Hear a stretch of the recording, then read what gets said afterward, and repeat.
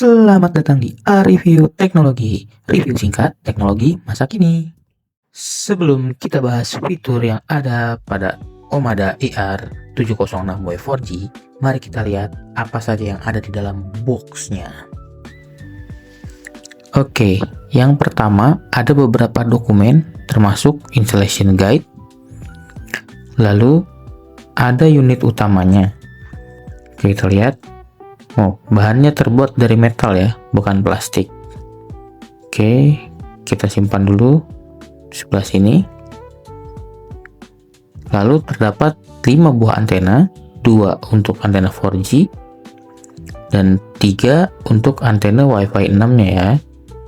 Oke, kita simpan.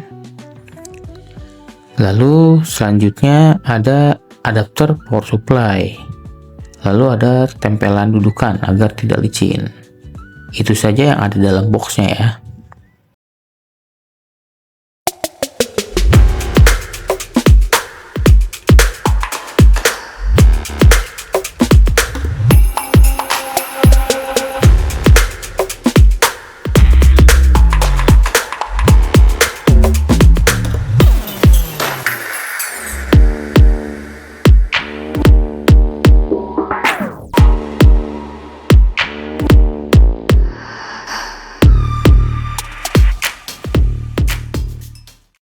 Sekarang kita akan coba secara langsung. Unitnya sudah menyala dan kita sudah siapkan laptop juga untuk mencoba fitur apa saja yang di dalamnya. Kita akan gunakan jalur utama dari USB menggunakan kabel Ethernet.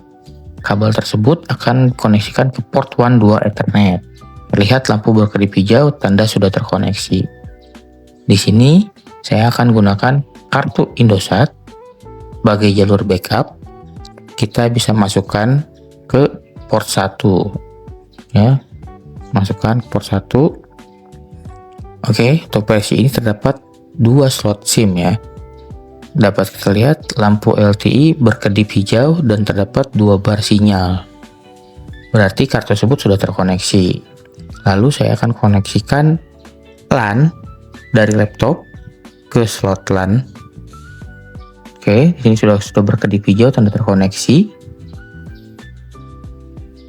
Nah, ini juga R706W ini juga terdapat port SFP yang bisa digunakan untuk WAN juga.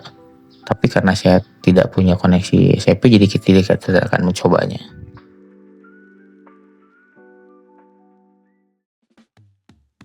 Setelah terkoneksi dengan laptop, langsung buka browser ya. Lalu kita ketikkan alamat 192.168.0.1. Itu adalah alamat default dari perangkat ini.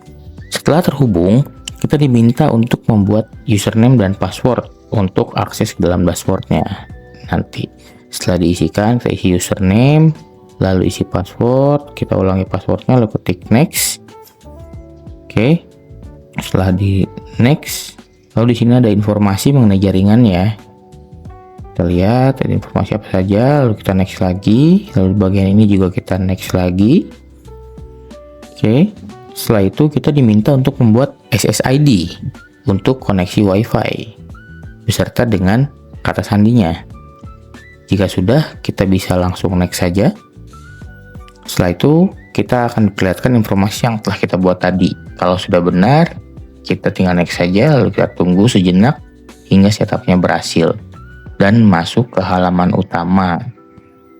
Oke, kita tunggu sejenak sampai setupnya benar-benar selesai. Oke, sudah selesai. Kita akan diarahkan ke dashboardnya ya. Ini ada sistem status untuk halaman pertama yang kita lihat. Bisa kita lihat di sini kita dapat 2 koneksi. Yang pertama koneksi ESP dengan detail seperti sekian. Lalu ada LTE juga untuk backup linknya. Kalau kita lihat ke bawah ada apa saja. Oke, di sini juga lebih detail lagi mengenai LTE WAN-nya. Oke, di bawah juga ada resource utility ya. Penggunaan utility resource-nya sudah berapa. Oke, kita coba lihat pada kolom network. Ada beberapa menu di sini. Kita klik di 1 bisa kita lihat warna hijau pada kolom 1 menunjukkan port tersebut adalah port LAN. Sedangkan warna merah menunjukkan port tersebut ada port 1. Kita klik LTE 1. Di sini menunjukkan status connected. Berarti LTE-nya terkoneksi. Pada SIM 1 bisa dilihat ini adalah settingan untuk LTE-nya. Kita lihat ke bawah. Lalu kita lihat ada beberapa settingan untuk LTE-nya. Lalu kita klik di SAP atau di 12. Nah, di sini kita bisa melihat status dari koneksi 1 dari ISP itu terkoneksi dengan detail sebagai berikut. Lalu kita lanjut ke fitur utama dari perangkat ini. Kita lihat pada fitur transmission, lalu kita klik load balancing. Nah, di sini fitur utama yaitu load balancing dan failover. Bisa kita lihat untuk load balancing itu sudah secara otomatis menyala. Artinya koneksi akan lebih stabil dari 2 jalur koneksi. Kita bergeser ke fitur link backup untuk menyalakannya. Kita harus konfigurasi terlebih dahulu dengan menekan tombol add di sini.